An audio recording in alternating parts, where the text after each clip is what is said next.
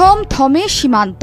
ভারতের সাথে বাংলাদেশের সীমান্তে রাত দিন টহল দিচ্ছে বাংলাদেশের সীমান্তরক্ষী বাহিনী বিজিবির। ভাতের হোটেলের হারুন ভাগিছে দেশ থেকে ভাগের আগে হারুনের আবার আকিকা হয়েছিল, আকিকা দিয়ে নাম পাল্টে দিয়েছিল।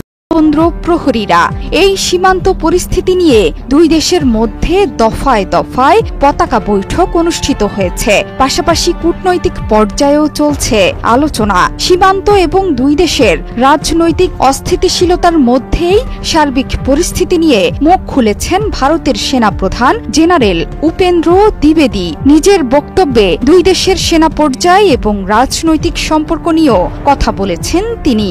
We have two kinds of deployment called as summer deployment and winter deployment. Bharat ও বাংলাদেশের সামরিক সম্পর্ক ও সহযোগিতা আগের মতোই আছে উল্লেখ করে দেশের সেনাপ্রধান বলেছেন, দুই দেশের পারস্পরিক সার্বিক সম্পর্ক তখনই স্বাভাবিক হবে যখন বাংলাদেশে নির্বাচিত সরকার ক্ষমতায় আসে। সেনা দিবস পালনের আগে সোমবার সেনাবাহিনীর বার্ষিক সংবাদ সম্মেলনে বাংলাদেশে সাম্প্রতিক রাজনৈতিক পালাবদলের পর দ্বিপক্ষীয় ও সামরিক সম্পর্ক নিয়ে প্রশ্নের জবাবে দুই দেশের সম্পর্কের এমন অবস্থা বর্ণনা করেন দ্বিবেদী। তিনি বলেছেন, বাংলাদেশ ভারতের গুরুত্বপূর্ণ কৌশলগত অংশীদার। কোন ধরনের শত্রুতা দুই দেশের জন্যই ক্ষতিকর, তাতে কারো স্বার্থ চরিতার্থ হবে না।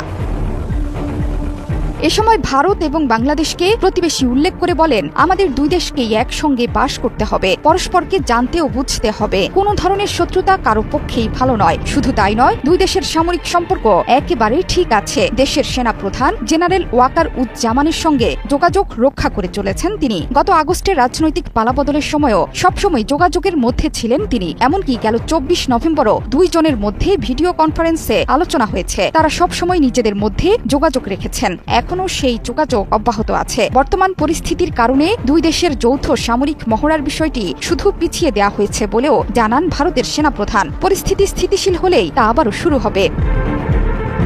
দুই দেশের মধ্যে সামরিক সম্পর্ক ভালো এবং ঠিকঠাক থাকলেও সার্বিক সম্পর্ক প্রসঙ্গে ভারতের সেনাপ্রধান বলেন, নির্বাচিত সরকার এলেই তা স্বাভাবিক হবে। সম্প্রতি বাংলাদেশের বেশ কয়েকটি সীমান্তে ভারতের কাঁটাতারের বেড়া নির্মাণ নিয়ে চলছে উত্তেজনা। তবে শেষ পর্যন্ত বিজিবি এবং স্থানীয় জনতার বাধায় বেড়া নির্মাণ না করেই পালিয়ে যায় বিএসএফ এর সদস্যরা। এই সমস্যা নিয়ে দুই দেশেই চলছে বিস্তর আলোচনা সমালোচনা।